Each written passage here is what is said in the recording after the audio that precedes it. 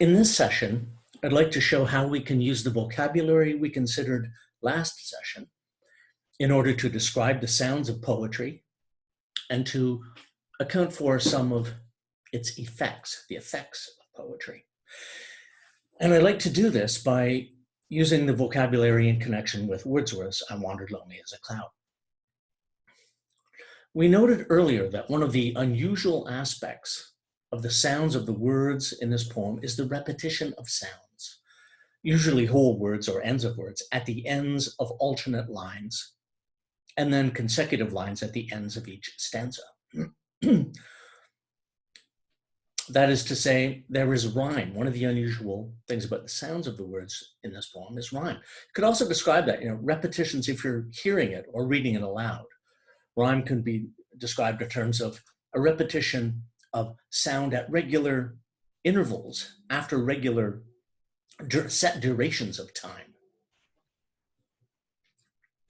Now, the rhyme scheme we have here, all right, there's a certain pattern of rhyme in the poem, and I've tried to highlight it on screen here. We have a A-B, A-B, C, C rhyme scheme here. Now, I think this rhyme scheme in this poem has several effects. I don't want to get too involved, but let me just say first, we've noticed that most of the lines in the poem are end stopped, and that this makes the poem proceed pretty, for the most part, line by line. That is to say, in a measured, delicate, even delicate, I dare say, manner. But I think the rhymed words further highlight or mark the ends of some of these lines and further demarcate larger units within each stanza, and indeed within the entire poem. So take, for example, the first stanza. That crowd in line 3 rhymes with cloud in line 1, I think gives line 3 a sense of closure. And that daffodils rhymes with hills gives line 4, and indeed the first 4 lines, a sense of closure. That sense of closure being further emphasized by the punctuation, that semicolon at the end of line 4 after daffodils. So in each stanza, not just grammar and punctuation, but also rhyme marks the end of a 4-line unit with a rhyme scheme A, B, A, B. Now, after that 4-line unit, in this stanza and in the other stanzas, we get another unit that is also demarcated by grammar, punctuation, and rhyme. That is to say, we get a rhymed couplet. So in this stanza, after the first 4 lines, we get a rhymed couplet: beside the lake, beneath the trees, fluttering and dancing in the breeze. And I think this rhymed couplet at the end of the stanza gives it a strong sense of closure and ending. So the stanza, we feel, has ended, and we feel that the stanza does not rush or surge into the next one. Rather, one stanza ends and the next one begins. So the rhyme contributes to the measured way in which the poem proceeds by line, groups of 4 lines, couplets, and groups of lines or stanzas.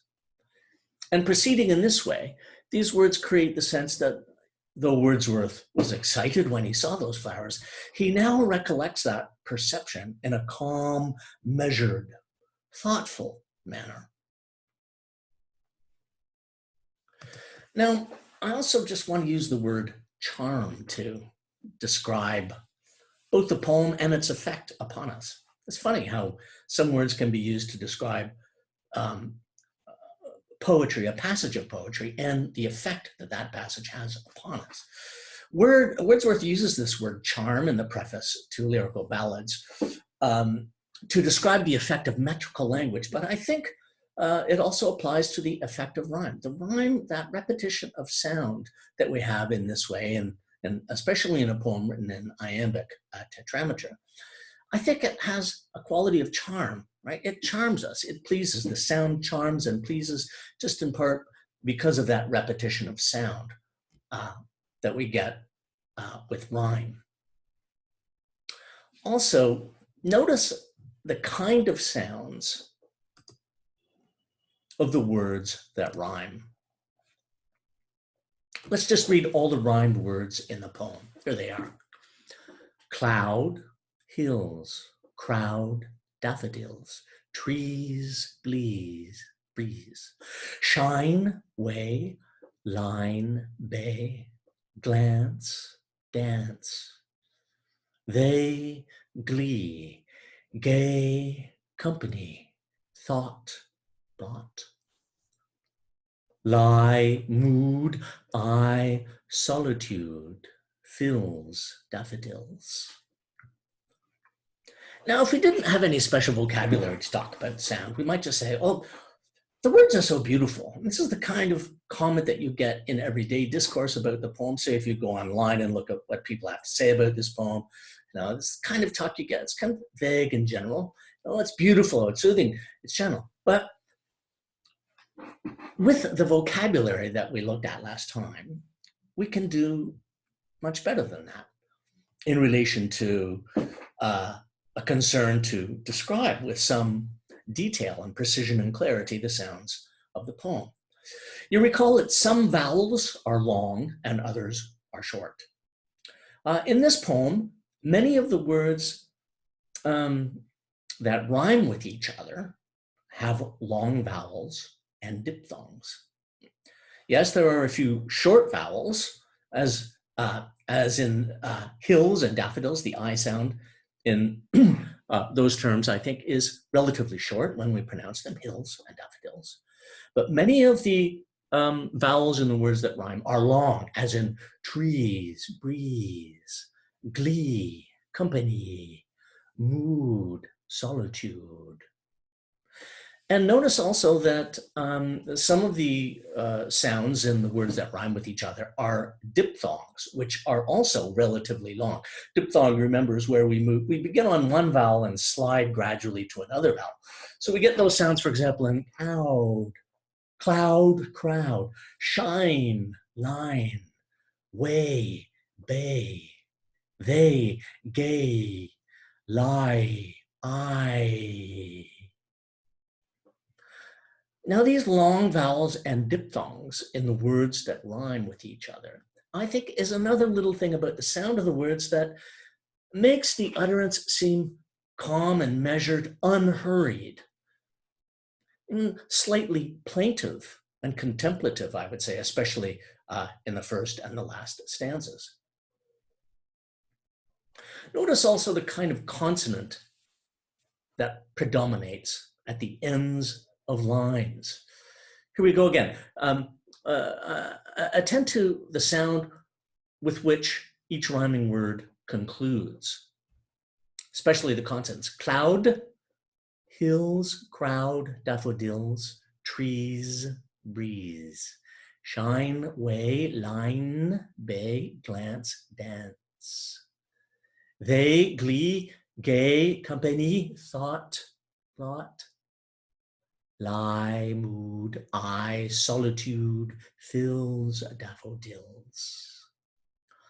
Now, is there something distinctive about the consonants with which the rhyming words end? I think so.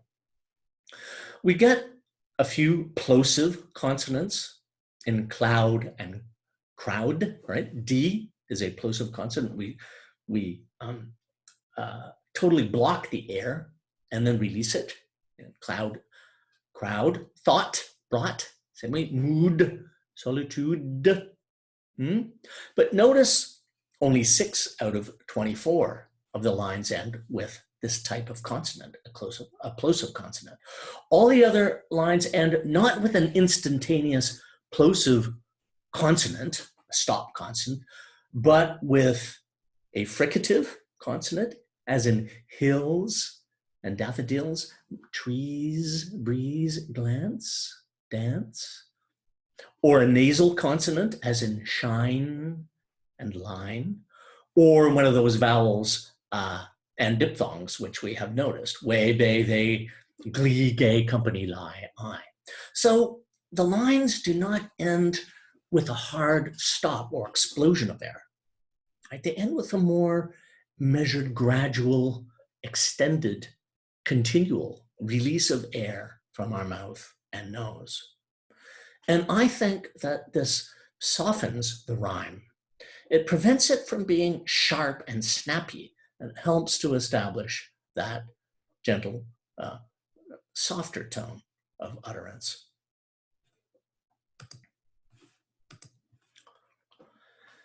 Now, I think there are at least three further ways in which the sounds of the words in this poem are unusual and notable for what they do, for their effect upon us. Listen to the sounds, some of the sounds within lines. I wandered lonely as a cloud that floats on high o'er vales and hills. I'll try to slightly emphasize or highlight the ones that I think are unusual. Now, in those lines, I think one vowel is being repeated here. There's an unusual density of a particular vowel sound, namely the long middle vowel, O, in only, oats, and o'er. The same thing happens, I think, in this line, a host of golden daffodils. One vowel is being repeated, that long middle O, in host, golden, and even daffodils, although the O in daffodils is rather muted. And then again in this one, beneath the trees, E, the long high vowel E, as in beneath the trees being repeated.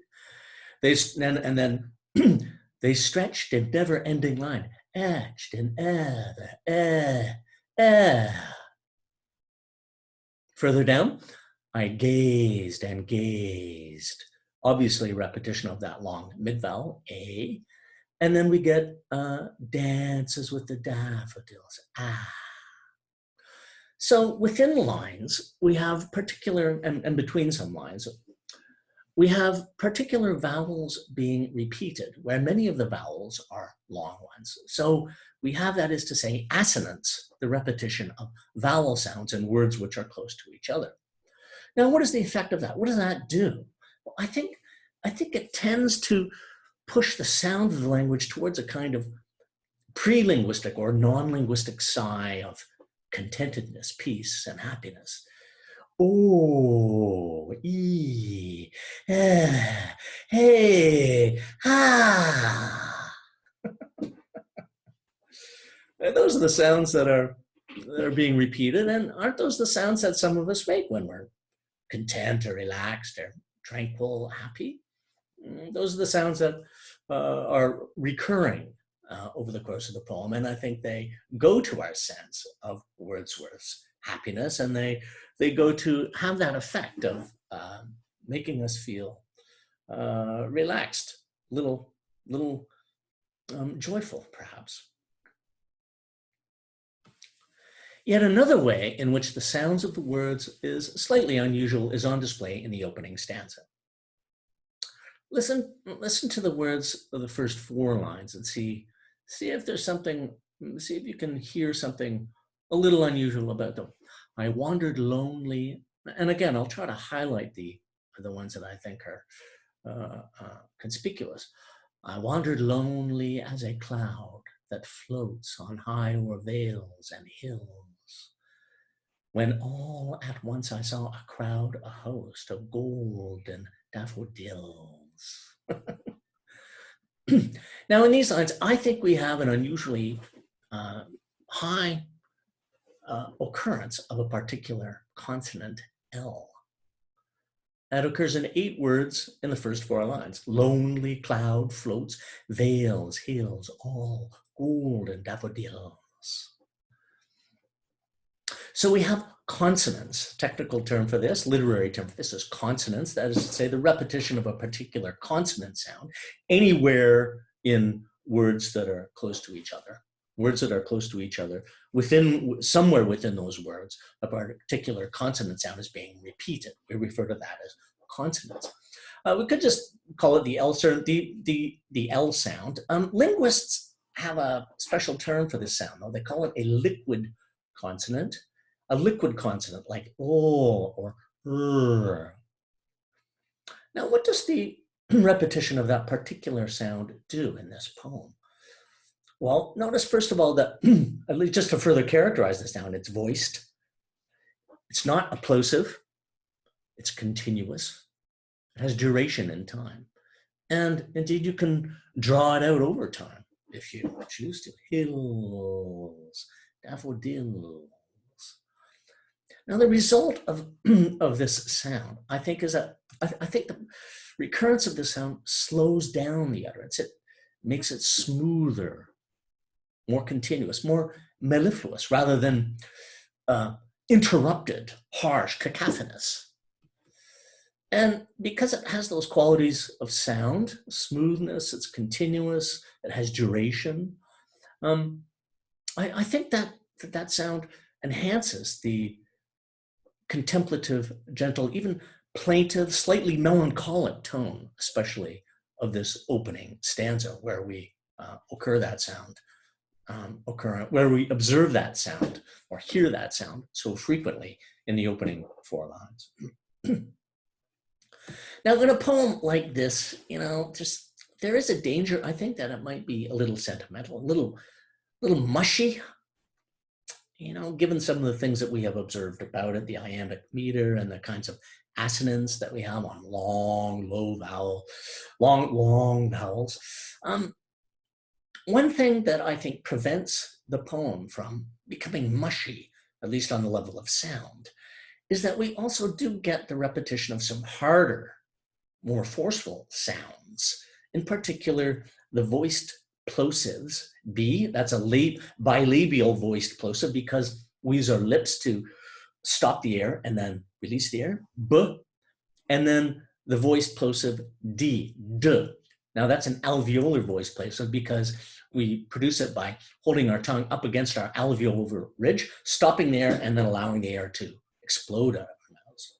So we get these sounds repeated in this line, beside the lake, beneath the trees. That's a repetition of that bilabial voiced plosive, B. And then in the final line, dances with the daffodils, right? A repetition of that alveolar voiced plosive, D. Now this type of consonants where the consonant that is being repeated occurs at the beginning of words, as you may know, is referred to as alliteration. Alliteration is a particular type of consonants where you have a repetition of consonant, where the consonant occurs at the beginnings of words. Now, I think these sounds give some backbone to the sound of the poem and a little strength and force to the utterance itself.